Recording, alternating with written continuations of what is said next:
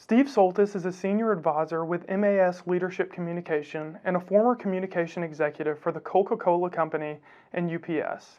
As a part of Story State 2021, he will lead a roundtable discussion with Paul Summers, the winemaker at Knight's Gambit Vineyards in Charlottesville, Virginia, Benjamin West, senior managing partner at Wessex Group, and Derek Irby and Jean Irby, founders of Mayhew Junction Brewery.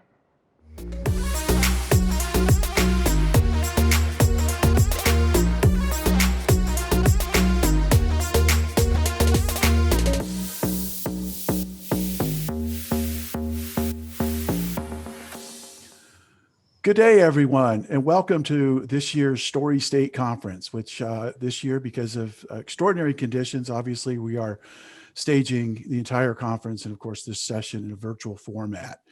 My name is Steve Soltis. I am on the advisory board for the the Public Relations function in the Department of Communication at Mississippi State. I also run my own consultancy, which I launched 3 years ago, that's focused on executive and leadership communication, and was a former head of executive employee communication for the Coca-Cola Company here in Atlanta. So I'm being broadcast from Atlanta. I've got guests with me today from Mississippi, Virginia, and Paris. So an interesting blend of folks. And we're going to be talking about a subject that gets to the essence of a lot of brand storytelling today. And I think when you think of industry groups and luxury brands and lifestyle brands and just brands that resonate with people, I would say few resonate more than alcohol, and specifically the incredible craft brew movement that's going on in this country and around the world, as well as the viticultural movement, which has been around since the beginning of time. And I know Benjamin, the French will say, at least since the beginning of France, right?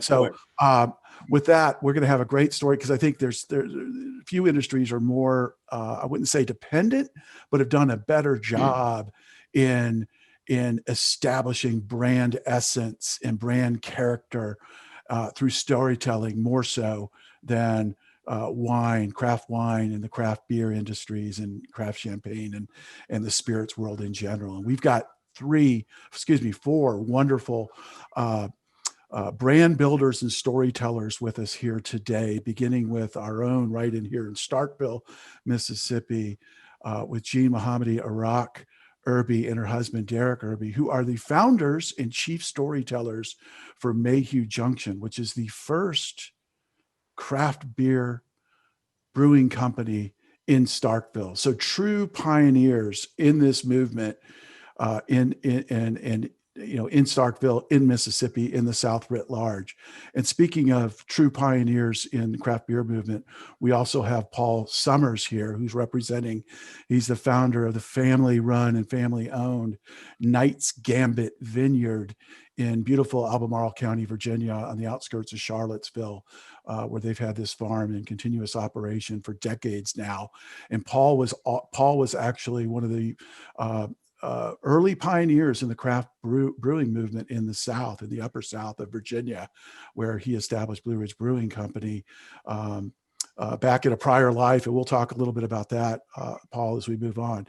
And I'm thrilled to have Paul with us today. And then we've got from Paris, Benjamin West, who's got one foot in America, has lived all around the U.S., and for the last several years has been domiciled in Paris, where he has worked. He heads up now the Wessex Group, which is a consultancy that does a lot of work with a number of leading luxury and lifestyle brands. Benjamin was one of the chief brand influencers for Veuve Clicquot, the great champagne company, that family-owned champagne company that's been around for hundreds of years. So we've got startups, if you will. We've got companies that have been around for a millennia, and then we've got pioneers in both the Southern viticulture movement and the Southern craft brewing movement. So welcome, all of you. Appreciate you taking the time to be with us today for what I know is going to be a really fun discussion. And Jean and Derek, I would be remiss, I think, since you're the local heroes, I really want to open this up to you. I love what I'm seeing in your communication and your brand presence and some of your social media activations, your use of storytelling, and how storytelling just behind the brand, Mayhew Junction Brewing. Could you talk a little bit about what the heck is Mayhew Junction? I've seen signs on the interstate or on the highway away from Atlanta to Starkville, but talk about Mayhew Junction, how that plays into your brand and how you're playing off of that, if you don't mind. Oh yeah, absolutely. So Mayhew is a small community just across the county line, and anyone who is in the alcohol business likely knows what that means. So just across the county line, we had a dry county here not too long. You couldn't have beer. The laws did change at one point, and you could have beer, but you couldn't sell cold beer. So you'd still, have people going out there, and you couldn't get beer on Sundays. And but I guess like back in the day, this kind of just across the state line, it also happened to be halfway between the Mississippi State University and the Mississippi University for Women. So you had all the guys over here going to engineering school, you had all the ladies across in the other county, and this was really a community meeting place. So you didn't go there just for a drink, you went there for conversations, to meet people.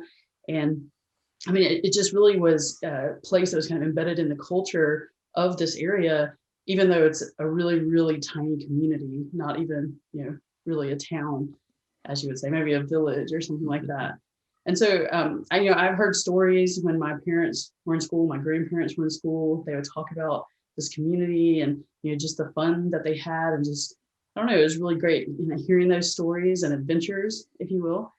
So when we started thinking about opening a brewery here, we really had traveled all around the world and had all these kind of mini beer adventures ourselves, all the wonderful conversations over a beer, meeting new people in different areas.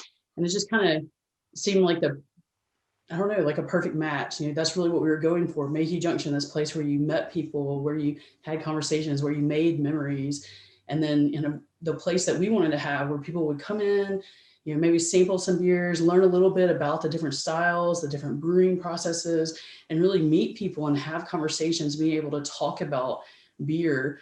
And I don't know. So we're kind of talking about that. And then I guess with the law changes in Starkville, and kind of something that I think happens as we make progress, changes of the laws have changed to allow cold beer, to allow beer on Sundays, to even allow beer to begin with in the 80s. And those kind of bars or honky tonks or gas stations and different areas where people go, they started closing up shop. And even this year, the latest one, John's Grocery, actually closed its doors, I think maybe partly due to COVID as well. Sure. And so you ended up where, and then a bypass came in too. So you saw that in movies, the little town just totally off the map. There's really nothing there now to jog people's memories. And so I'm kind of keeping that alive and maybe bringing that to Starkville, where now, we're not having to drive across the county line. We can just come into the brewery and have those conversations, kind of keep that alive. And then we're able to tell the new students about this history, and it's really interesting to them, and they're learning about that. So I think, that's kind of how a brand, Jean, a brand born out of story, right? And just a quick follow-up. I'm gonna make some gross characterizations here of stereotypes. As far as roll sort, I'm assuming Derek's the chef guy, the brewmaster. He's the one who had the crazy idea, and you were the brand builder, or is it truly a marriage of equals here? It would be a marriage of equals anyway, but because they're both fascinating and honorable pursuits. But I was just wondering about the roll sort.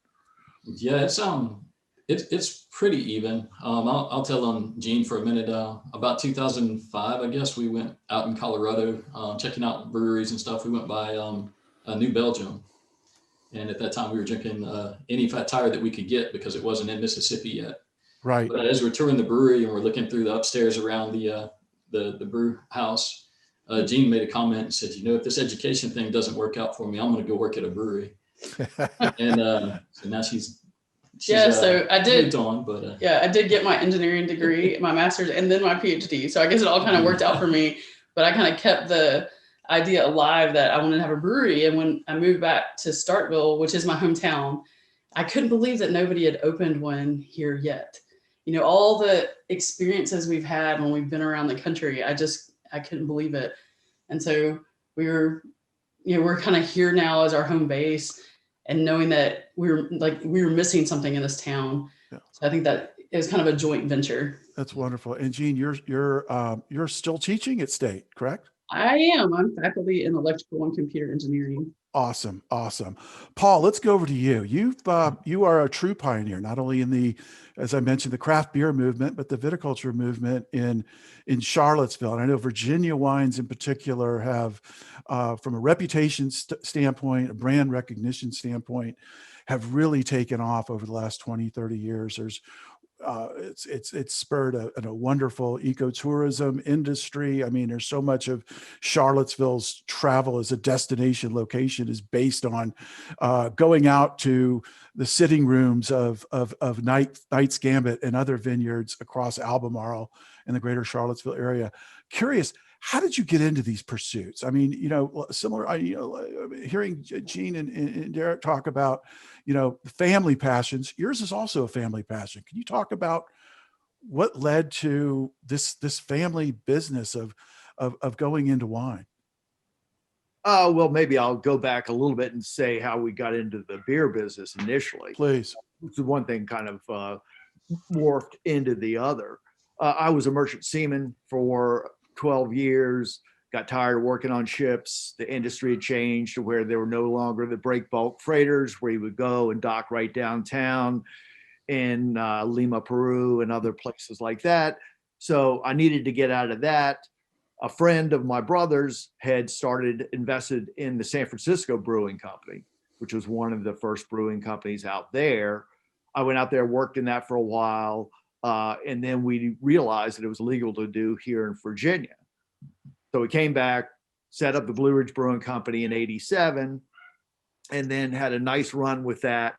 But then after a while, my taste changed. I used to love the hoppier beer, the better, just pile on the IPAs, too much ain't enough. I just, loved it. I'm right there with you. Yeah. My taste changed. I always grew up with wine. We always had wine at table when I was young. I drank wines when I was 5 and 6 years old that I could never afford now, just because my parents were, had very nice wines at table, and they would give us a sip of it. So wine was always part of our family background. So after the beer business, got tired of the beer business, mainly got tired of the restaurant business with people pulling the urinals off the walls and doing the other things they do in large drinking establishments. And it was just, too much of a hassle. So sold the brewery, got into the wine business here, and started working at some of the local wineries and vineyards, and then ran into a friend who was doing, he'd set up sort of a custom crush thing, and was explaining how proactive the state was in terms of trying to, number one, save agricultural land, and number two, to support the fledgling wine industry. And so they make it not completely easy, but they are very proactive about helping people get into the business, helping save land, creates a tax base for them. As you were mentioning, it creates a reason for people to come and stay around Charlottesville. We used to just be a drive-through town where people would come, go to Monticello, go to UVA, and then they go down to Richmond or DC. Now people come here, spend the whole weekend here, which is obviously great for the local economy. You've got people going to restaurants, or at least pre-pandemic, they were going to restaurants, staying in hotels, and just supporting not only the wineries, but the breweries, the distilleries, the cideries, and all the sort of little adjunct businesses around here, the artists, the a lot of the people who are producing real original goods around here, that you really need that base of people to sell to help them bring in an income to allow them to pursue their love. So, wound up, it took me years for me to talk my mother into letting me have one of her horse fields to put grapes in. But finally in 2003, I was able to put some grapes in, and then just one thing led to another. That's terrific. That's terrific. Thanks, Paul. Ben, Veuve Clicquot, iconic brand, iconic storytelling behind that brand. You were a brand influencer and a marketing influencer for a number of years to drive that brand forward.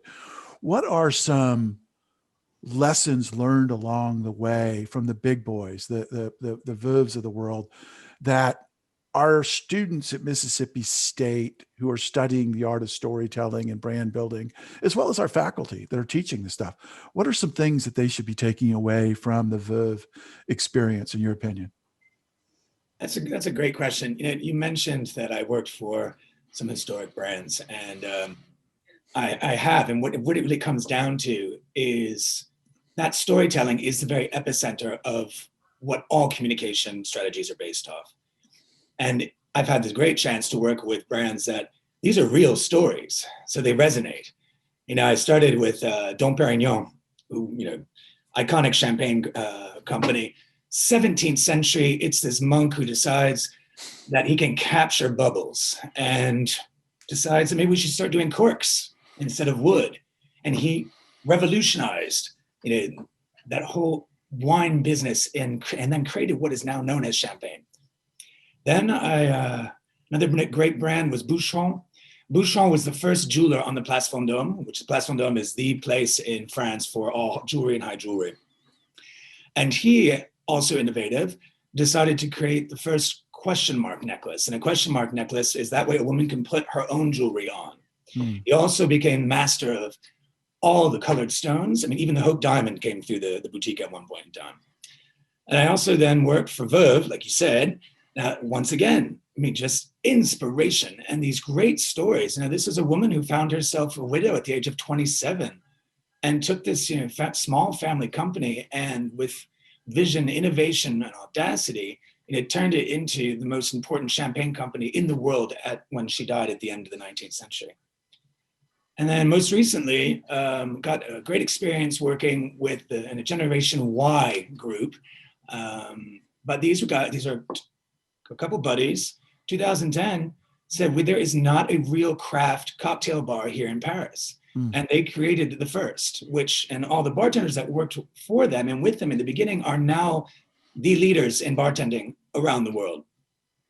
So like I said, these stories are so important, and these are the core.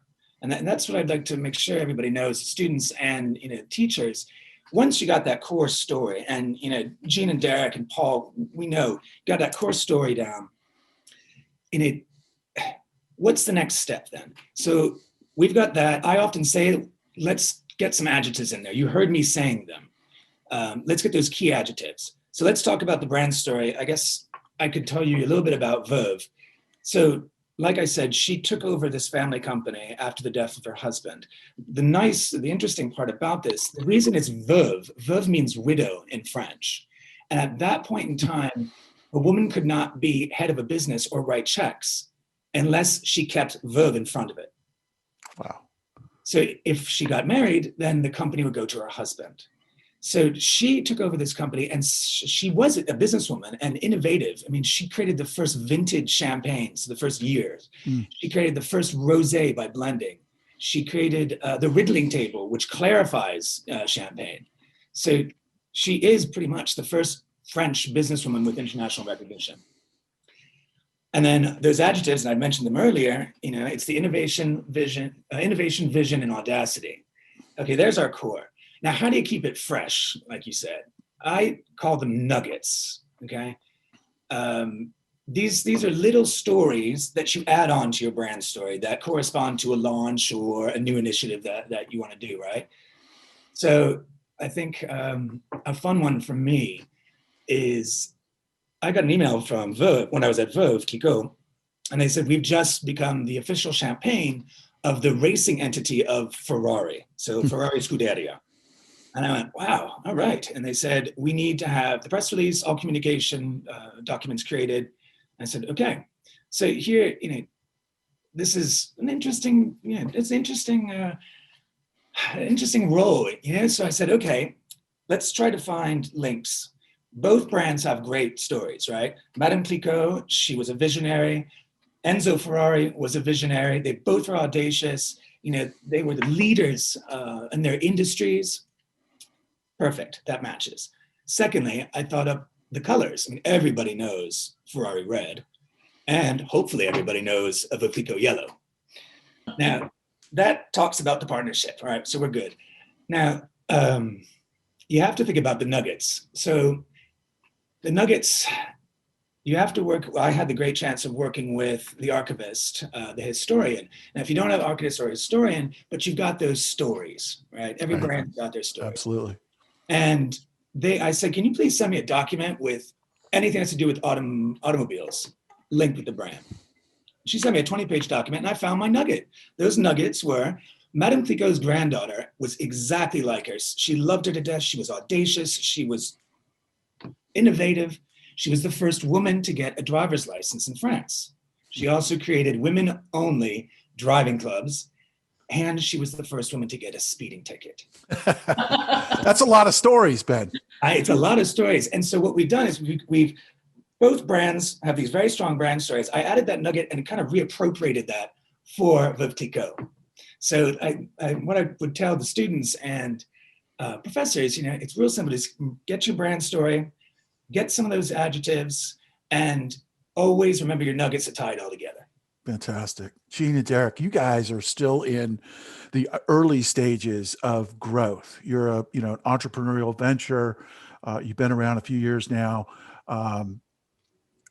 Maybe enough to be dangerous, from a branding standpoint. And I'm just being facetious, but curious as to what is your focus now as you look? I mean, storytelling obviously pervades every aspect of your brand, but how are you going about building that brand at this particular stage in the business? Is it word of mouth? Is it social? A mix of all? Is it, events, activations? Just curious as to how you're approaching that at this stage. Well, we're totally word of mouth, and I think we really like that because it's friends bringing friends, and it reminds us of when you go somewhere and you liked it and you want your friends to experience, you want to share that experience, and so it requires other people to bring the people to us. And I think that it also, when you're word of mouth and your friend is bringing you and they're telling you part of our story, in the process, I think it makes you feel like you're a part of it. So the people who are coming to the brewery, they feel like they're part of the brewery when they're giving us their input on their brands, and we brew new beers based off what they tell us. They really kind of feel like they're a part. So it's almost like the tours and tastings that we do at our brewery. It's almost like a campfire or a crawfish boil or a neighborhood fish fry or something like that. And yeah, but it's grassroots. It's the essence of your brand. It's going back to Mayhew Junction, and the word gets out. Yeah, something I never really thought about till actually Benjamin was talking about it is the nuggets. So we kind of started with our core brand. I saw you smile when he mentioned that, by the way. Did. Yeah, your face lit up. Yeah, so we started with our core brand, like our adventures, and then we kind of built that with Mayhew Junction kind of community. So I guess that would kind of be like our core story. But then I never really thought of it as nuggets or like adding to the brand. But now that we've been open, people are always telling us their stories. Like, oh, my dad told me this, or my granddad told me this. And now we have new beer brands that we're thinking about, because of the stories that people have told us, and like new labels and everything like that. So when we launch a brand, we're able to bring in people. So you really are a part of it. Yeah. Fantastic. Paul, we had a phone conversation a couple of weeks ago. You said something I thought was really interesting. You said that your approach to brand building is to let the wine tell its story, which I think is very interesting. Can you kind of expand on that a little bit and how you curate that, how you organically or inorganically get that story out? How do you allow the wine to tell its story to help build the Knights Gambit brand? Well, I think any business needs to be based on a quality product. As Benjamin was talking with Veuve Clicquot, Ferrari, you've got two iconic names in those two industries. The rest of us, we're trying to build that iconic name. But I think you need to go with a quality product. I think you have to have a conducive atmosphere in which people consume that product. And I think it's really important to have family members, employee members, whoever is involved in the business to relay their own enthusiasm, to welcome people into your place, to make them feel part of the place, to just appear and be down to earth, because you want your product, to my mind, you want your product speaking for itself, and you want people to make their own impressions.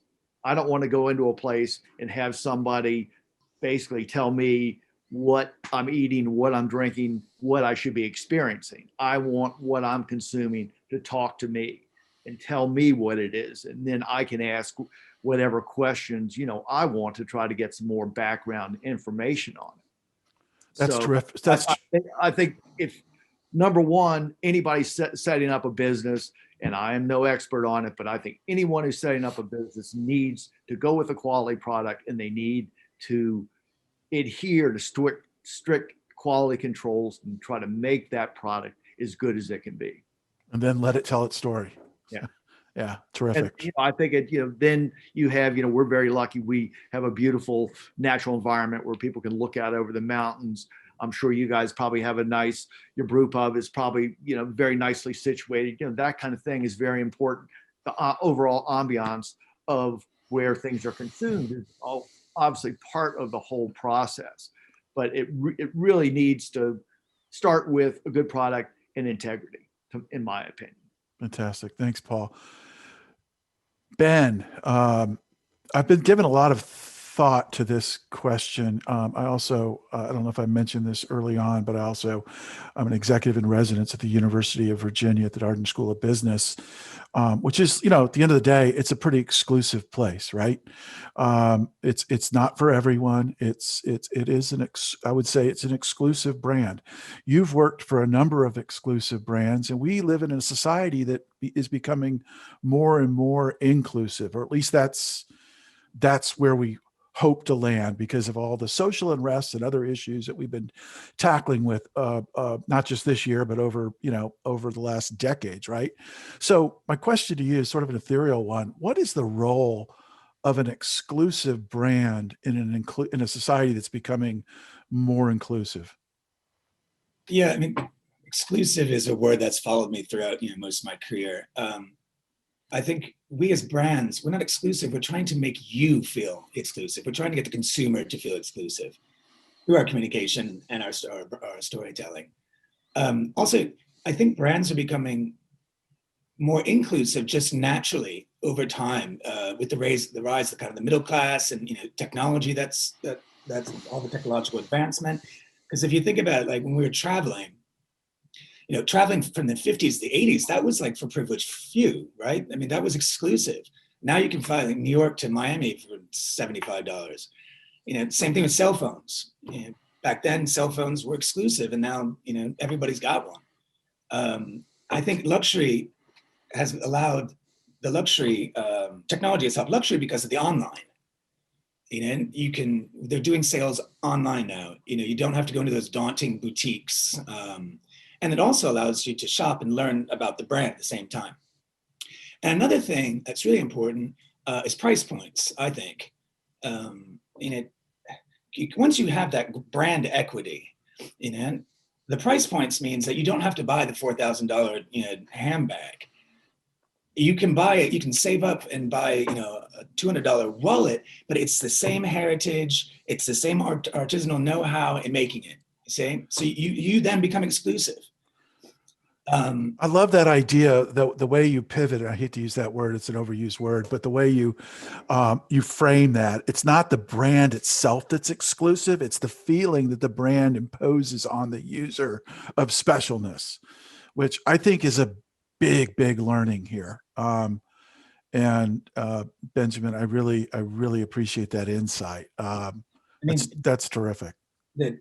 Thank you. And I was listening what Jean and Derek and Paul both all said. It's being a part of the brand. How do we get them to live our brand identity? And I think during the pandemic, this has just been so fascinating, and I've just so enjoyed working with brands on this. We have captive audience. Before you had 1.5 seconds to kind of engage a consumer. Now you've got a captive audience. There's been a behavioral shift. They're sitting at home and they're taking time. So they're taking time to look and do a little bit more research. They double click or triple click now. And as brands, this is the time we need to get them engaged. And because when the pandemic is over and we go back to a little bit more of, our normalcy, they're going to remember us. And there's a great example. There's a brand, they make motorcycle jackets. It's called Bellstaff. And I loved their communication. They used social media, but they also sent off newsletters. And there's the brand story. They were doing visual content of the heritage of the brand. And they said, you guys are at home too. So are we. So here's a reading list. And I was like, oh, great. But the reading list obviously was curated to correspond to their brand story. Then they came out, these are our best songs, favorite playlist. Here we go. Make sure you have a nice time while you're at home. We're listening to music, you listen to music. Then they said, our buddy, chef down the street, he's going to show you how to make the best pasta in the entire world. They engaged us. And so then now, I was like, all right. And I started spending a lot more time looking what they were doing. And I know that when the pandemic's over, I'm going to go straight to one of their boutiques. Yep.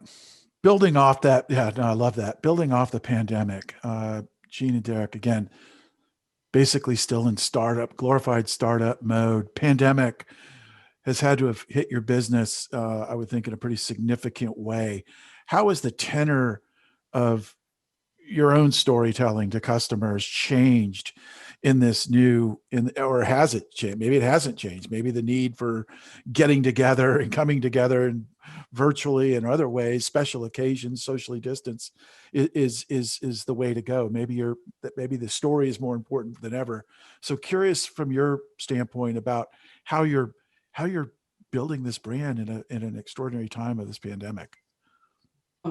Well, we hate the pandemic. We all do. Yeah.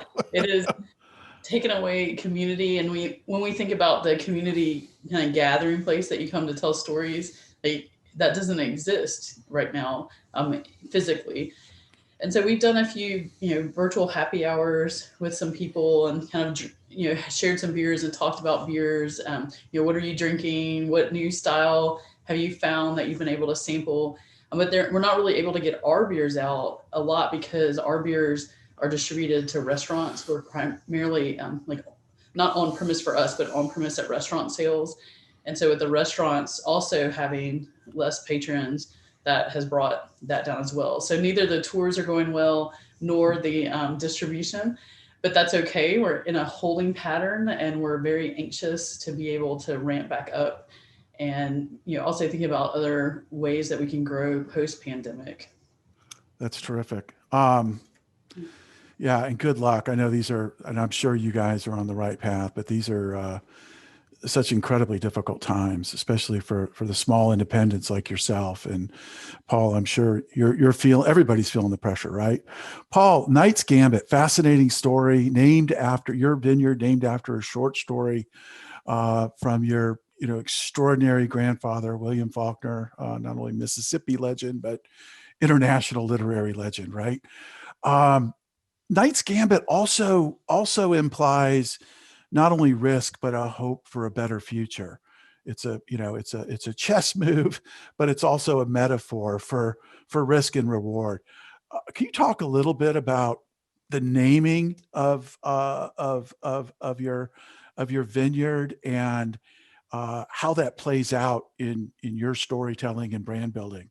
Because I find it fascinating. Well, it's how it got named is actually very, very easy. It's my mother's while she was alive, was one of my partners. And when it came to time to name the place, she was pretty adamant about wanting to name it Knight's Gambit because that was her favorite story of her father's. So my mother was a strong woman. So when she wanted to get away, it was easier just to let her get away than not get run over by the bulldozer in the process. So we named it Knight's Gambit. It is something that we do not play on in terms of it's not really part of our intro is that, we're Knight's Gambit because this is my grandfather and all that kind of stuff, because we want what we've created to stand on its own. We're very proud of the fact that it was named for one of my grandfather's stories, but we want the experience that people have in our beautiful setting with their friends. We want that to be what they remember, and hopefully the quality of the wine also. So we want them to remember that. So the name is, a lot of people ask about it, a lot more, actually more chess people ask about it than literary aficionados. But they ask, oh, that's a great chess move. I use it all the time. I'm glad you named it. And I'd say, well, I'm not really a chess player, but it's a name that we're proud of, but it's one that is a takeoff point for the business. That people are going to remember. They're going to equate Knight's Gambit with our wine and with our view and with our business, but it's only part of it. It's not really the defining part of it. Sure. With a small business like us, we can afford to do that.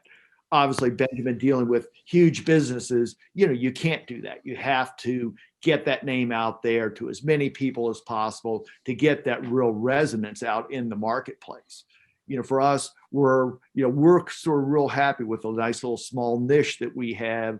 The tasting room, growing the grapes, it's only part of what we do here on the farm. It's an important part of it, but it's only part of it. So, we're lucky in that we don't have to, live or die by Knight's Gambit. Sure. Thank you, Paul. Ben, back to you. You've got a foot firmly planted here in the United States. You're an American native, but you've got dual citizenship. You're over in France. And more importantly, you've done a lot of work across many different nations and cultures, not only in Europe, but Asia, all around the world. Based on your experience and storytelling and business storytelling and brand storytelling, any nuances or differences that you see in cross-cultural storytelling that we need to be aware of, both as students here at Mississippi State as well as faculty, from your perspective? Yeah, that's a good question. Storytelling is human, so internationally it resonates with all consumers. I think that you need to. We're seeing with the pandemic, especially, I said people are looking for brands that have purpose, that have real stories, things that kind of create an intimate relationship with the brand. I think you have two types of brands out there. You've got, we call them the high street brands, where everything is focusing on consumer trends. So we're doing this right now because that's what's trending. And then there are these longevity brands, which is frankly it's Jean, Derek, Paul, and brands I've worked for. These are brands that we keep that story the same. Like I said, we add our nuggets when we need to if we need to make some kind of cultural relevance, but keeping that story, the same story over and over and over again, it creates that deep relationship with the consumer. And, that's what I think makes a true brand. And it doesn't necessarily have to be a luxury brand. It can be, like we said, everything from, it can be luxury wine to, local wine. It's just what makes the difference, I think. Terrific. Ben, just a quick follow-up question. I'm going to pose this question to all of our panelists, but I'll start with you. As we think about the evolving narrative, the evolving story of the state of Mississippi, a state that has changed tremendously in the course of your lifetime and everybody's lifetime here, what advice would you give to this new generation that are out there charged with helping progress that narrative, that story of Mississippi as a progressive place, a place of future, a place of optimism, a place of inclusion? What's your advice there as a brand storyteller? What would you say to folks in Mississippi that are trying to continue to burnish the Mississippi brand, if you will? Yeah, thank you. From a strategic point of view, just don't ever forget those stories, the ones that shape the history of the state. Identify the initiative, weave the storytelling, find those nuggets that we were talking about today that are relevant and speak to your audience. And, now more than ever, we're looking for real and not an empty communication campaign. It's something that speaks to us and creates that bond. So play to your strengths, Mississippi. You're the storytelling capital of the world. Play to that, right? Exactly. Jean and Derek, you're our local natives, both native to the state. Obviously, a lot of pride. You're brand is built in a lot of the essence and character of the state, and certainly Starkville and Octavia. What would you say to the brand builders out there who are pushing Mississippi along? Yeah, I think kind of important to like keep an open mind, be sensitive to changes, but also, like you said, continue the story that's already there. For us with Making Junction, like tying back to that type of community, and it's not really about that specific community. It's almost like a nostalgia when people look back at growing up or their parents growing up. But to make something relatable and keep it alive, kind of thing. Honoring the past, honoring the sense of place, making it relevant to a new generation, right? That's what you guys are doing. And the way you just articulated is beautiful. Paul, your family heritage, obviously your grandfather is such a iconic figure in this state and such a part of the narrative of this state. I'm just curious from your perspective, if you've got any insights to brand builders and storytellers here in Mississippi. I would say for Mississippi, for Virginia, for Paris, wherever you're dealing with people, is to deal with people from a perspective of integrity and only deal with people who have return that integrity. You know, as a country, we've gone down through some terrible paths recently. And I think that if people would adhere to integrity and treat others properly and do the right thing, no matter where they are, I think we'll be in a much better shape. Wow, what a way to bring this whole discussion full circle. I can't thank you all enough. I got so many nuggets of some new insights, and I hope our listeners, and I know our students and faculty did as well. So Ben, Jean, and Derek, Paul, thank you all so very, very much for the gift of your time and insight today. It's been invaluable. Thank you. Thank you. This was great. Yeah, thank you for putting it together, Steve. Hey, Nice thank you. talking with everybody. Thank you. And I'll be back in touch with sort of next steps as far as the editing process. I want to make sure everybody's comfortable. But that, I got to tell you, that was, and I may be blowing smoke. I'm a PR guy, but I thought that was a really interesting discussion. So nice job to all of you. Really appreciate it. Well, thank you, Steve. And hey, once the pandemic's up, everybody, we have to get together and have a drink. Yes. Exactly. Awesome. Absolutely. We all need to have a party in Charlottesville and one in Starkville. We'll make that happen. All right. Thank you, guys. Stay safe, everybody. Take care. Bye-bye. Bye.